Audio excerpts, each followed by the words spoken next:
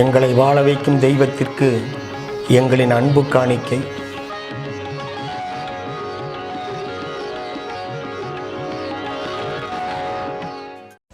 அனைவருக்கும் வணக்கம். புரட்சித் தலைவர் எம்ஜிஆர் அவர்களுடைய ஜோடி சரோஜா தேவி அப்படின்னு தமிழ் ரசிகர்கள் இன்று வரை கொண்டாடிட்டு வர்றாங்கன்னா அதற்கு காரணம் புரட்சித் தலைவர் சரோஜா தேவி அவர்கள் நடித்த அனைத்து படங்களுமே, அதாவது நாடோடி மன்னன் தொடங்கி அரச கட்டளை வரை வெற்றி படங்களாக அமைஞ்சிருக்குது. அதே சமயத்தில் புரட்சித் தலைவருடன் இவங்க நடிக்கக்கூடிய அந்த நடிப்பு, காதல் காட்சிகளாக இருந்தாலும் சரி, எமோஷனல் சீனில் இருந்தாலும் சரி, எந்த காட்சி இருந்தாலும் இவங்க அழகான அந்த கொஞ்சம் தமிழில் புரட்சித் தலைவருடைய அப்படி குழஞ்சி பேசுகிற அந்த வார்த்தைகள் அவ்வளவு இனிமையாக இருக்கும். புரட்சித் தலைவர் எம்ஜிஆர் அவர்கள் அன்பே வா படத்தில் சரோஜா தேவியை பார்த்து பாடக்கூடிய இந்த பாடலை கேளுங்க.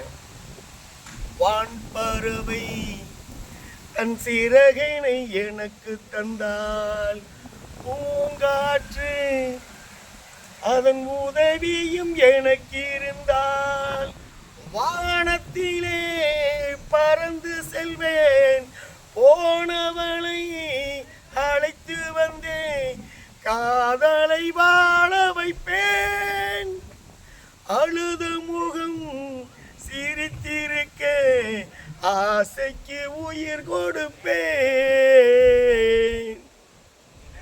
அன்பே வா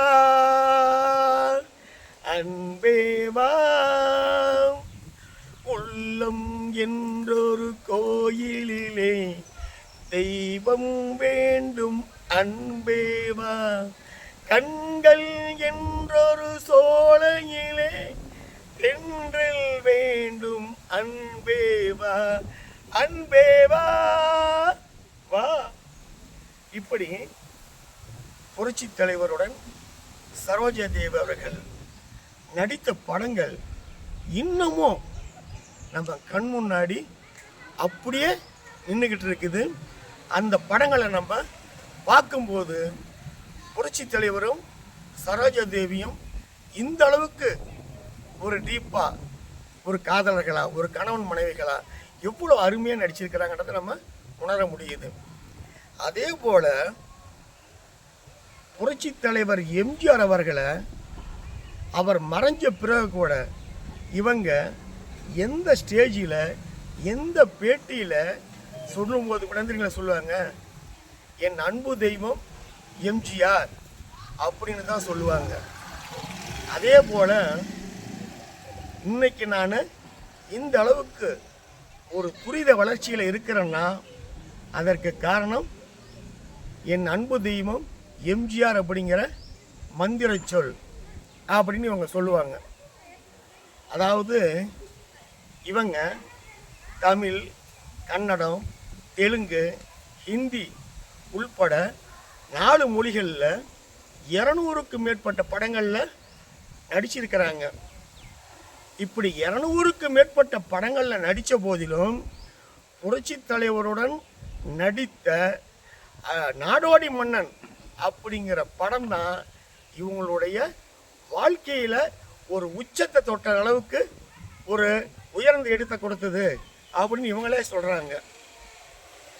தமிழ் திரையுலகளை பொறுத்த வரைக்கும் சரோஜா தேவி அவர்களை கதாநாயகியை அறிமுகப்படுத்திய பெருமை புரட்சித் தலைவர் எம்ஜிஆர் அவர்களை தான் சேரும்.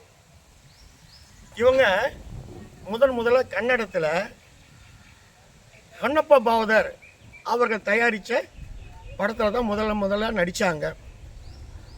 அதன் பிறகு கச்சத்தீவு அப்படிங்கிற படத்தை, அதாவது தமிழ் ரசிகர்களுடைய கனவு கன்னியாக விளங்கிய டி.ஆர். ராஜகுமாரி அவர்கள் நடித்த படம், தமிழ் படம்.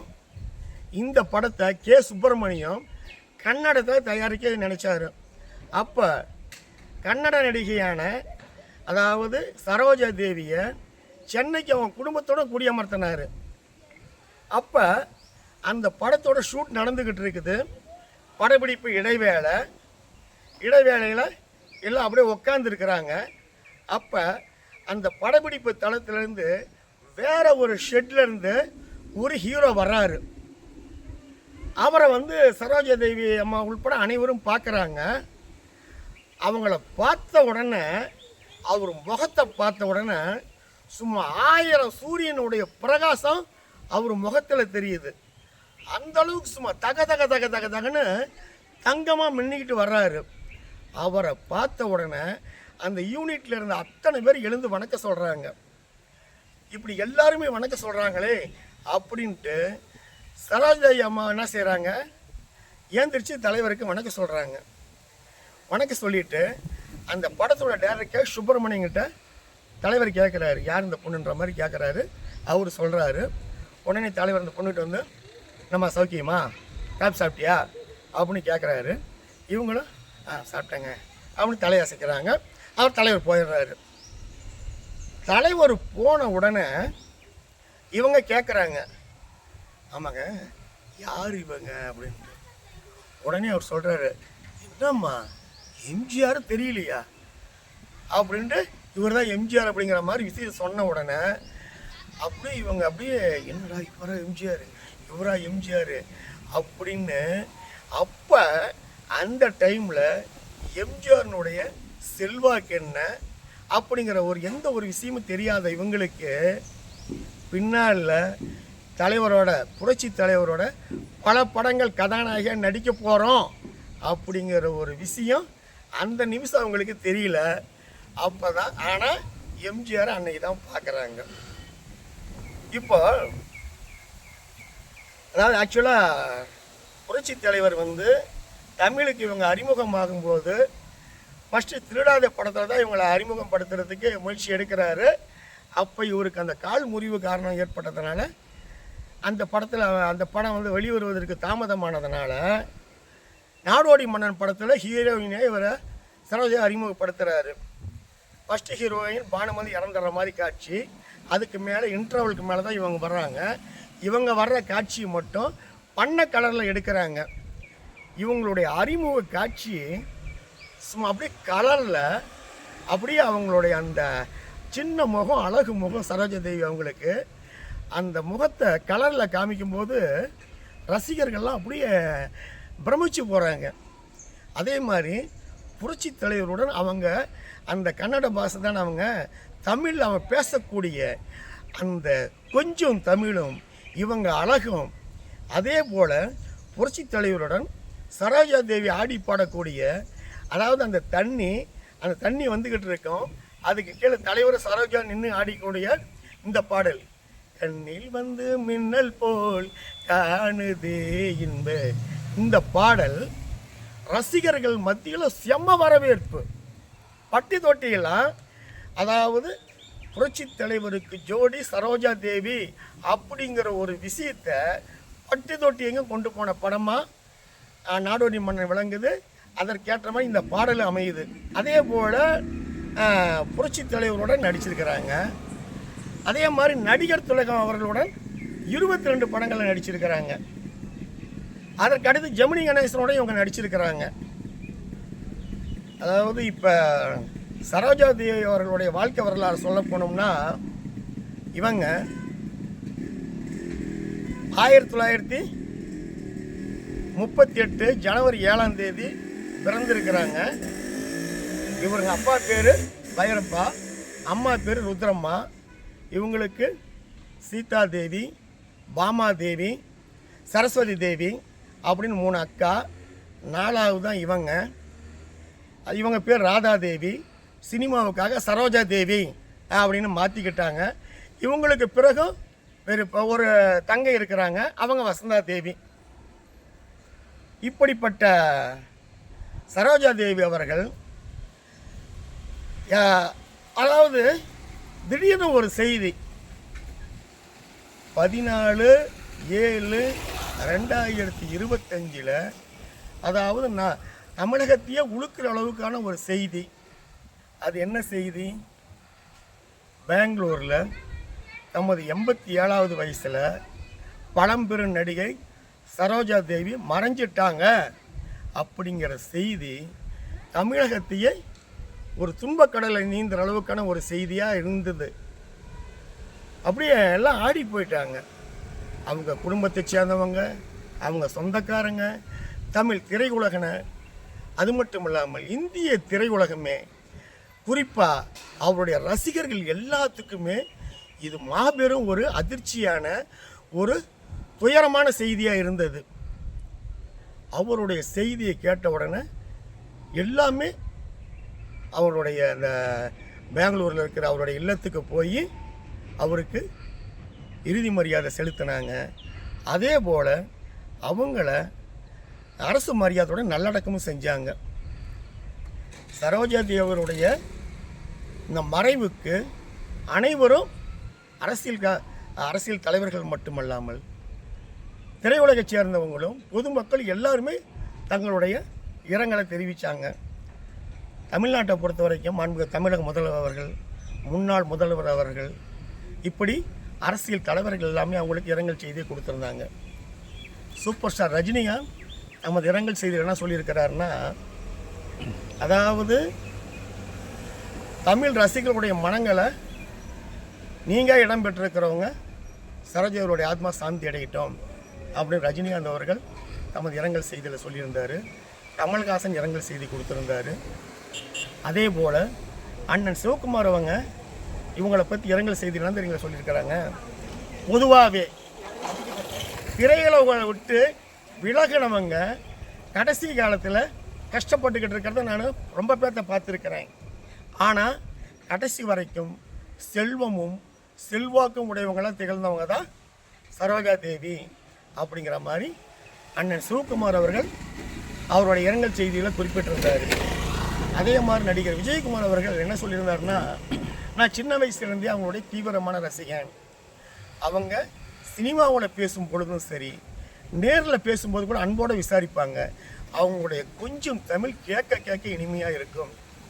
இன்றைக்கி புரட்சித் தலைவர் எம்ஜிஆர் அவர்கள் இறந்து இத்தனை ஆண்டுகளுக்கு பிறகும் அவருடைய படங்கள் ஓடுது அப்படிங்கிறது போல் சரோஜா தேவி அவர்கள் நடித்த படமும் ஒரு சில படங்களை போல் நல்லா ஓடும் அப்படிங்கிற மாதிரி இவர் சொல்லியிருந்தார். அதே போல் இவருக்கு பல பேர் இரங்கல் தெரிவிச்சிருந்தாங்க. ரஜினிகாந்த், கமல்ஹாசன், சிவகுமார், சத்யராஜ், சரத்குமார், பாக்கியராஜ், டி ராஜேந்தர், அதே மாதிரி அண்ணன் சிவகுமார், கார்த்தி, சூர்யா, விஷால், விக்ரம் பிரபு, அதே மாதிரி குஷ்பு, ராதிகா, இப்படி அனைத்து பேருமே, சிம்ரன், எல்லாமே இவங்களுக்காக இரங்கல் செய்தி கொடுத்துருந்தாங்க. அதே மாதிரி இவங்க 2000 இவங்க படத்தை நடிக்கிறத நிறுத்திட்டாங்க. 2009 தான் இவர் நம்ம ஆதவன் படம் சூர்யா நடித்த படத்தில் ரவிக்குமார் டைரக்ஷனில் நடித்தாங்க. அந்த படத்தில் நடிக்கும்போது அவங்களுடைய அனுபவத்தை சொன்னதாக ரவிக்குமார் சொல்கிறாருன்னா என்னென்னா, இவங்க தலைவர் என்ன சொல்லியிருக்காங்கன்னா, சரோஜாதேவி அவங்ககிட்ட எப்பயுமே நீங்கள் வெளியே வரும்போது மேக்கப்போட தான் வரணும் அப்படிங்கிற மாதிரி சொல்லியிருக்காரு. அதனால நான் என்ன செய்வேன்னா, யாராவது என்னை பார்க்க வீட்டுக்கு வந்தால் கூட நான் மேக்கப்போட தான் இருப்பேங்கிற மாதிரி சொல்லியிருக்கிறாங்க. அதனால தான் ஒரு காட்சி கூட வச்சேன், இவங்க தூங்கும்போது கூட மேக்கப்போட தான் தூங்குன்ற மாதிரி ஒரு டயலாக் வச்சோம் அப்படிங்கிற மாதிரி சொல்லியிருக்கிறாங்க. அதே மாதிரி அந்த படத்தினுடைய ஆதவன் படத்தினுடைய கதையாசிரியர் நடிகருமான ரமேஷ் கண்ணா அவர்கள் சொல்லும்போது கூட, இவர் தானே கதையாசிரியர் ஆதவன் படத்துக்கு, அப்போ போய் சொல்லியிருக்கார் டேரக்டர் கேஎஸ் ரவிக்குமார்கிட்ட, இந்த மாதிரி சரோஜாதேவி அம்மா நடிக்க வைக்கலாம், நீண்ட இடைவெளிக்கு பிறகு அவன் நடித்த நல்லா இருக்குன்ற மாதிரி சொல்கிறாங்க. ஏன்னா இவர் அவருடைய தீவிரமான ரசிகன். இப்படியாவது இவங்க நடிக்க வைக்கணும் இவர் ஒரு ஆசையாக இருந்திருக்கிறாரு. உடனே கேஎஸ் ரவிக்குமார் அவர்கள் என்ன செஞ்சுருக்கிறாங்க, சரோஜாகிட்ட பேசி ஓகே வாங்கிட்டாங்க. இப்போ அதாவது இவர் ரமேஷ் கண்ணன் என்ன சொல்கிறாருன்னா, அவங்கள பொறுத்த வரைக்கும் அவங்களுடைய நடிப்பும் அவங்களுடைய அழகும் அவங்களுடைய கொஞ்சம் அந்த தமிழும் கேட்க கேட்க இனிமையாக இருக்கும். அதனால தான் இந்த படத்தில் நான் இவங்க நடிக்க வச்சேன்ட்டு இவங்க என்ன பண்ணியிருக்கிறாருன்னா, புரட்சித் தலைவர் நடித்த அன்று வந்ததும் அதே நிலா சச்சா இன்று வந்ததும் இதே நிலா, இந்த பாடலை வேணுன்னே இந்த படத்தில் நடித்து வைக்கணுங்கிறதுக்காக வச்சு சரோஜாதேவி அம்மாவோட இவரும் ரமேஷ் கண்ணா ஆடுற மாதிரி இந்த காட்சியை படமாக்கிட்டாங்களாம். படமாக்கினது பிறகு இவர் என்ன சொல்லியிருக்காரு, அம்மா எம்ஜிஆருக்கு பிறகு உங்களோட டோயட் ஆனது ஒரே நடிகை நானாக தான் இருக்கும் அப்படின்னு சொன்னால் எல்லாம் சிரித்தாங்களாம். ஆக அப்படிலாம் வந்து இவங்க ஒரு ஈகோ பார்க்காம எல்லாத்துக்கிட்டையும் ஒரு அன்பாக பழகக்கூடியவங்க. அதே மாதிரி பார்த்தீங்கன்னா இப்போ இருக்கக்கூடிய ஒரு நடிகர் யாராக இருந்தாலும் ஒரு படத்தில் கமிட் ஆகி அந்த படம் முடிஞ்ச பிறகு தான் அடுத்த படத்துக்கே இவங்க கால்ஷீட் தருவாங்க. ஆனால் இவங்களை சரோஜா தேவியை பொறுத்த வரைக்கும் 30 படங்களை ஒரே டைமில் முடித்து கொடுப்பாங்களாம். காலையில் நடிகர் திலகத்தோடு, சாயந்தரம் மக்கள் திலகத்தோடு, அப்புறம் இந்த கல்யாண பரிசு இந்த மாதிரி ஜெமினி கணேசன் உட்பட பல நடிகர்கிட்ட அந்த டைமிங் மாற்றி மாற்றி மாற்றி இவங்க பண்ணி தருவாங்களாம். அதே போல் இன்னொன்று பார்த்தீங்கன்னா கல்யாண பரிசு வெற்றி விழாவுக்கு இவங்களை வந்து ஊராக அந்த வெற்றி விழா கொண்டாடுறதுக்கு ஒவ்வொரு ஊர்லேயும் நடத்துவாங்க. அந்த மாதிரி விழாவுக்கு இவங்களை கூப்பிட்ருக்குறாங்க. ஆனால் அது கூட இவங்க போகாதவன் எங்கள் வீட்டு பிள்ளை படத்தில் புரட்சி தலைவருடன் எல்லா ஊர்களுக்கும் போய் அந்த வெற்றி விழா கொண்டாட்டத்தில் புரட்சி தலைவர் கலந்துருக்கிறாங்க. அப்படின்னா புரட்சி தலைவரோட எந்த அளவுக்கு இவங்க ஒரு அன்பாக ஒரு மரியாதையாக ஒரு நட்பாக இருந்திருப்பாங்க பாருங்கள். அடுத்து பார்த்தீங்கன்னா புரட்சி தலைவர் அம்மா அவங்க வந்து இவங்களுக்கு நல்ல ஒரு ஃப்ரெண்ட்ஷிப் இருந்திருக்குது. நல்ல அம்மா வந்து புரட்சி தலைவர் அம்மா சிஎம்மாக இருக்கும்போது கூட இவங்க பல முறை அடிக்கடி சந்தித்து பேசுவாங்களாம். அப்போ புரட்சி தலைவர் அம்மா சரோஜா என்ன சொல்லியிருக்கிறாங்க, நீங்கள் இப்போ ஒரு டாப் பொசிஷனில் இருக்கிறீங்க, எப்போவுமே நீங்கள் இப்படியே இருக்கணும், எந்த காரணத்தை கொண்டும் அதிலேருந்து நீங்கள் கீழே இறங்கக்கூடாது, சின்ன சின்ன கேரட்லாம் நடிக்க நீங்கள் ஒத்துக்கூடாது, அந்த மாதிரிலாம் உங்களுக்கு சொல்லியிருக்கிறாங்க. அடிக்கடி உங்களை நாங்கள் சந்தித்து பேசுவோம், அவங்களுடைய அட்வைஸு எனக்கு ரொம்ப பிடிக்கின்ற மாதிரி அம்மாவை பற்றி கூட இவங்க சொல்லியிருக்கிறாங்க. எல்லாத்துக்கும் மேலே இவங்க மத்திய அரசனுடைய பத்மஸ்ரீ விருது, பத்மபூஷன் விருது எல்லாம் பெற்றிருக்கிறாங்க. வாழ்நாள் சாதனையாளர் விருது பெற்றிருக்காங்க. தமிழ்நாட்டில் கலைமாமணி விருதெல்லாம் பெற்றிருக்கிறாங்க.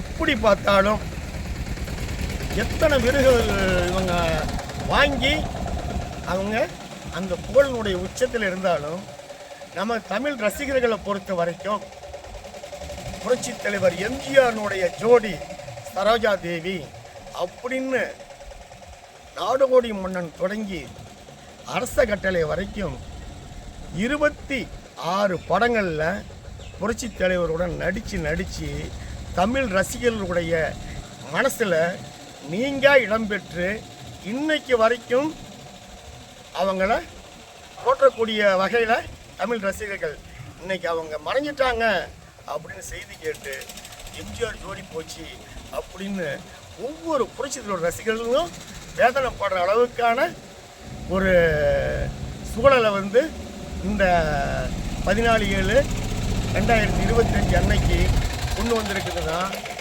சரோஜா தேவி அம்மா அவர்கள் மேலே தமிழ் ரசிகர்கள் கொண்டுள்ள பற்று பாசம், அவங்கள தலைவருக்கு இவங்க ஜோடியாக இருந்தவங்க, தலைவரோடு நடித்தவங்க, தலைவருக்காகவே தலைவர் புகழ் பாடுறவங்க அப்படிங்கிற மாதிரி இருந்து இன்னைக்கு நம்மை விட்டு மறைஞ்சிட்டாங்க அப்படின்ற ஒரு செய்தி தமிழ் ரசிகர்களுடைய மனதில் ஒரு ஒரு துயரத்தை பெற்றிருந்தாலும் இன்றைக்கி புரட்சி தலைவர் மறைஞ்சி இன்றைக்கி 38 ஆண்டுகளுக்கு மேலாகுது.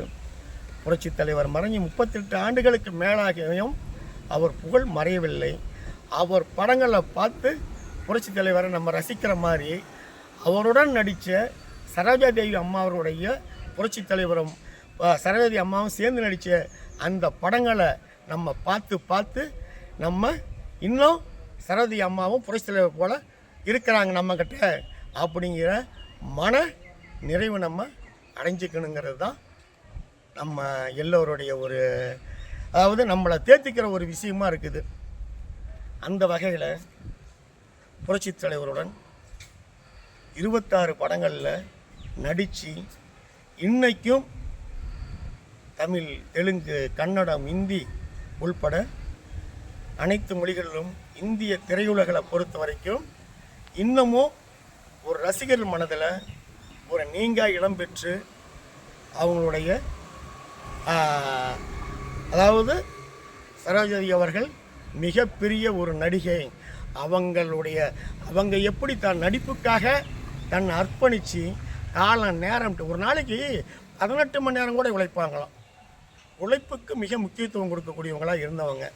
அவங்க காட்டிய வழியில் இன்னைக்கு இருக்கக்கூடிய நடிகர்களும் அந்த டைமை கீப் அப் பண்ணி அதே மாதிரி ஒரு நடித்து ஒரு நல்ல நிலைமைக்கு வரணுங்கிறது தான் நம்மளுடைய ஒரு ஆசை. அந்த வகையில் அம்மா சரோஜா தேவி அவர்கள் மறைவுக்கு அனைவரும் இரங்கலை தெரிவித்தாங்க. அனைவரும் எப்படி ஒரு மனசு வேதனைப்பட்டாங்களோ கஷ்டப்பட்டாங்களோ அந்த வேதனையை நமக்கு இருக்குது. அம்மாவுடைய சரோஜாதி அவர்களுடைய ஆத்மா சாந்தி அடையட்டும். அவருடைய குடும்பத்தார்கள், அவருடைய ரசிகர்கள் அனைவரும் அம்மாவுடைய இனி சரோஜாதி அம்மாவுடைய புகழ் மேலும் மேலும் வலுவடைய புகழடைய நாம் பிரார்த்திப்போம் அப்படின்னு நினச்சிட்டு அம்மா அவர்களுக்கு இழந்து பாடும் அனைவருக்கும் எம்ஜிஆரும் ஏஎஸ்ஆர்எம் டிவியின் சார்பாக இரங்கலை தெரிவித்துக் கொள்வது உங்கள் ஏஎஸ் ரவிச்சந்திரன். வணக்கம்.